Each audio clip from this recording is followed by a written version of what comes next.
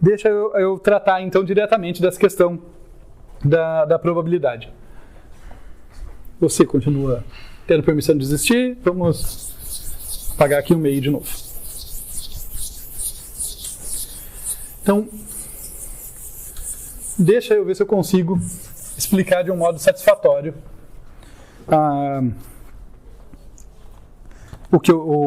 essa questão aqui. Então, eu até nas minhas notas de aula até coloquei uma perguntinha, duas na verdade aqui, para motivar a explicação. Então, assim, a primeira questão aqui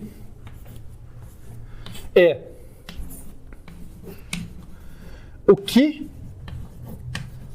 eu quero, né? O que eu quero que seja verdade ali na distribuição dos meus elementos, tá? Vai motivar como eu vou fazer a escolha. Então, o que eu quero tem a ver com esse fator de dispersão que a gente já definiu, né?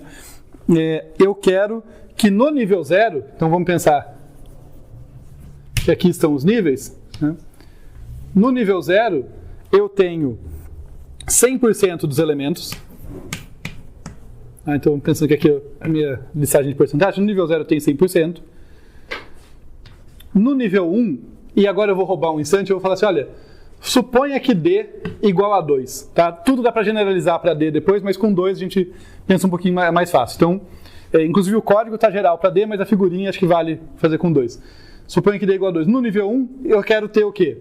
Quantos por cento dos nós aqui, gente?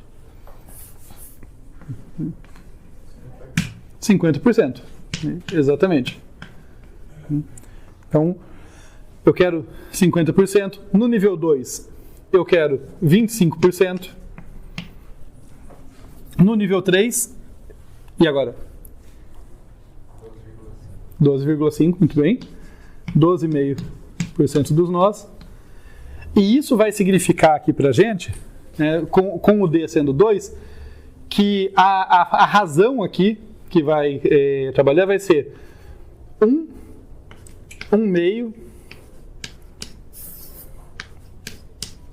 1 quarto, 1 oitavo, e aqui sendo o nível, né, no nível K, 1 sobre 2 elevado a K. Né? Esse aqui nada mais é do que 1 sobre 2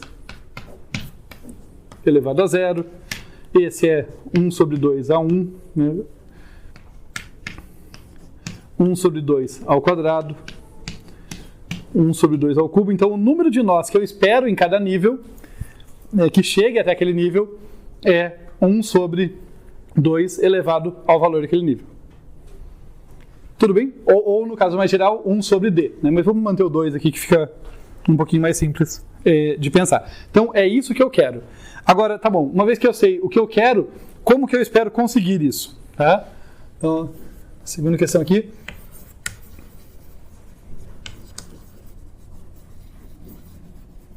Como conseguir? Eu vou mostrar uma figura e falar com vocês aqui umas ideias por trás para ver se faz sentido. Então, o jeito que eu espero conseguir isso é juntando uma escolha aleatória. Um disclaimer aqui, porque é a primeira vez que eu falo disso, é uma escolha pseudo-aleatória, tá? Computadores não são capazes de fazer escolhas aleatórias. Eu não quero entrar nisso nessa aula, ela já é complicada o suficiente. Então, uma escolha aleatória. A gente pode voltar nisso em outras aulas que tratam de aleatoriedade com um tema um pouquinho menos pesado. Então, vai ser uma escolha aleatória. Eu vou sortear um número entre 0 e 1. Tá? Então, vamos pensar graficamente aqui que esse aqui é o 1, esse aqui é o 0. Vou fazer uma barrinha. Então, eu vou sortear um número aqui entre 0 e 1. E, no meu algoritmo, eu vou ter um limiar móvel. Tá? O limiar ali, um threshold, né, que é onde eu vou definir quem que eu permito avançar de nível e quem que eu corto.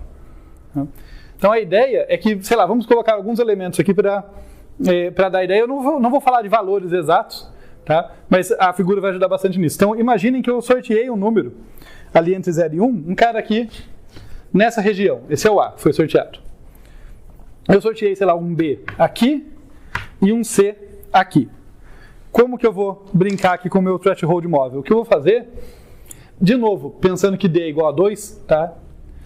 É que 100% dos elementos, 1 sobre 2 elevado a 0, vai estar, né, vai estar no nível, né? Então, esse é o primeiro threshold. Pô, todo mundo daqui para baixo vai estar no nível 0, né?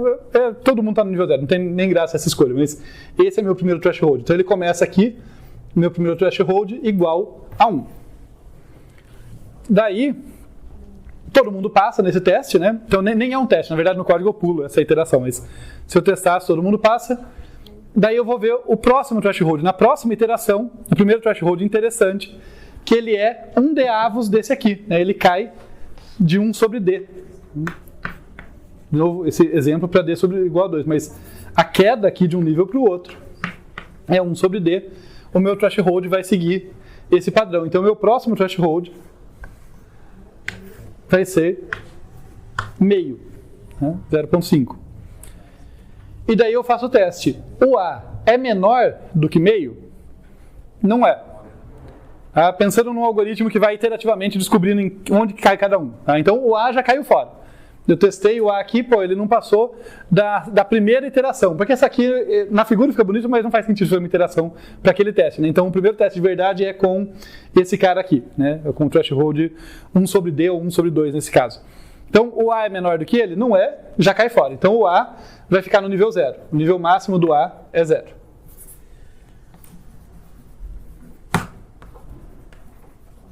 E é importante que é o nível máximo, tá, gente? Porque se um cara está num certo nível, ele está em todos os de baixo. Então, o que eu estou definindo no fundo é o mais longe que chega. Então, o A vai estar aqui no nível 0. O B e o C estão no páreo ainda, estão lá brigando. A gente vai para a próxima iteração do algoritmo, em que o meu threshold divide pelo fator, né? No caso, vai dividir por D de novo, no caso, nesse caso aqui, 2. Eu vou para o próximo limiar.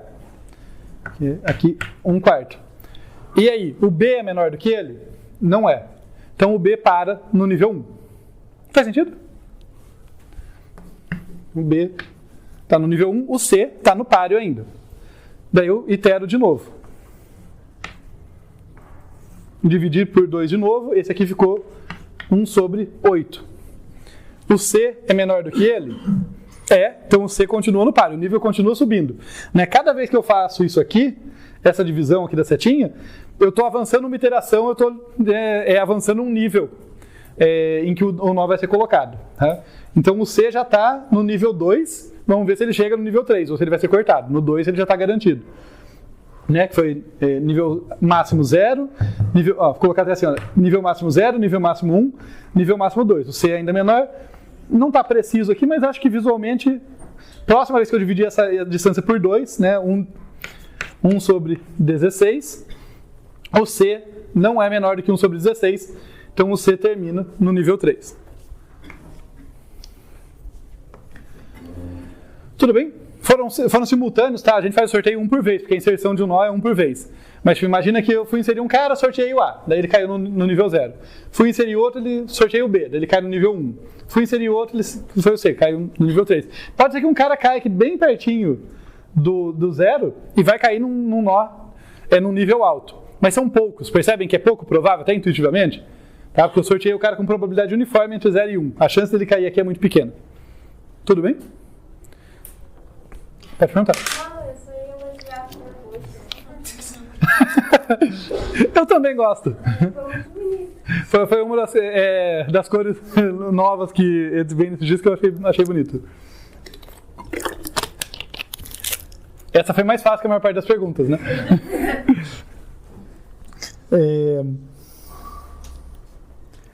Não, mas é legal. Então... Mas aí, sabe, no nível 2, então, eles teriam 0 nós? No nível 2 ele tem... Nível máximo. Boa pergunta, que é bom sacar isso. Nível máximo. O C está no nível 2. Se ele está no 3, ele tem que estar no 2. Lembra, a figurinha ajuda aqui, ó. Tipo, se o 9 está no nível 2, ele tem que estar no nível 1. Tá, então ele pode ter infinitos níveis. Ele pode ter infinitos níveis. Isso não é um problema, por incrível que pareça, mas é um detalhe de implementação. O que acontece? Vocês veem que é um decaimento exponencial, né? Como vai sempre 1 sobre D, 1 sobre D, 1 sobre D e assim por diante, eu posso estar infinitamente perto do 0, ter infinitos níveis. O que acontece é que na hora de implementar, eu coloco um nível máximo, que eu não posso, o maior nível possível.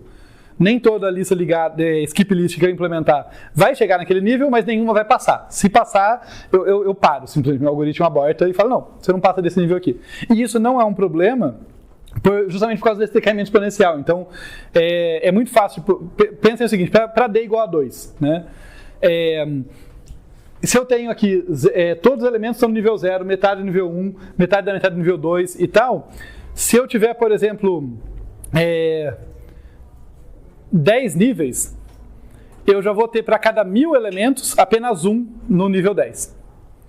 Porque vai decaindo sobre 2 sobre 2, acaba ficando sobre 2 elevado a 10, que é 1024. Então, no nível 10 só vai ter um milésimo dos elementos vai chegar no nível 10. Então, se eu tiver 20 níveis, vai ser... só vai chegar no nível 20 um a cada 1 milhão de elementos. Se eu tiver 30 níveis, só vai chegar um a cada 1 bilhão de elementos. E daí, se eu tiver 40, 50 níveis, eu não vou ter nenhum banco de dados com um número de elementos que me preocupe de alguém precisar de mais níveis, entendeu? Ainda pode acontecer, porque a escolha é aleatória. Mas daí, não faz, o meu ponto é, não faz mal eu podar o cara, porque, tipo, ele podia estar no nível super alto, mas eu falo, não, você não vai passar do 30, não vai passar do 40, e não vai ficar um nível super povoado que degringola a eficiência da minha estrutura. Vai continuar sendo um nível rarefeito, porque eu nem tenho volume de dados para precisar de mais do que 30, 40 níveis. Foi meio rápido a conta, mas... Deu pra pegar? Mas eu posso perder alguma eficiência significativa de ter muitos níveis com muitos poucos elementos? Significativa não, é uma boa pergunta, porque o que pode acontecer tipo, na busca, é uma pergunta bem interessante mesmo. Eu sempre começo do nível mais alto. Então, se eu tiver uma lista que, sei lá, ela está funcionando mesmo até o nível 10. Funcionando, que eu quero dizer, tem essa distribuição e tal. E depois eu tenho a mesma lista, mas por azar teve um cara que pegou tão próximo de 0 no sorteio que ele chegou no nível 20. Isso quer dizer que eu vou ter que sempre começar da lista mais alta e vou ter que descer até o 10, que é onde a coisa começa, onde tem vários elementos e começa a andar mesmo. Isso pode ser aumentar de uma constante o meu custo, mas note que se eu estou falando que eu estou atuando, né, tem realmente elementos trabalhando ali, estou falando de modo muito intuitivo, né? Se tem um volume de elementos que até o nível 10 está funcionando mesmo, minha lista tem mais de 1000 elementos.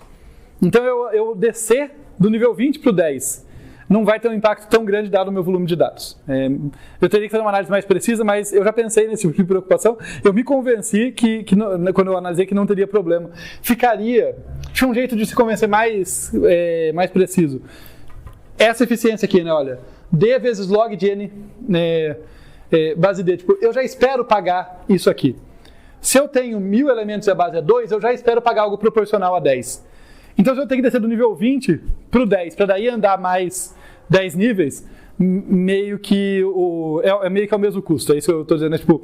É algo proporcional ao custo que eu já pago. Não é algo excepcional que, nossa, aquilo vai pesar muito. É algo pequeno, próximo da parte realmente de busca efetiva que eu pago. Então, assim, ideal seria a distribuição perfeita. Pode acontecer de ter algum cara que, por acaso, caiu muito perto do zero e vai ficar no nível mais alto à toa, mas não é para ter um impacto muito grande, não. Dito isso, dá para testar empiricamente e comparar, mas não é para ter um impacto muito grande, não. Deu para pegar? Mais alguma dúvida, gente? Então,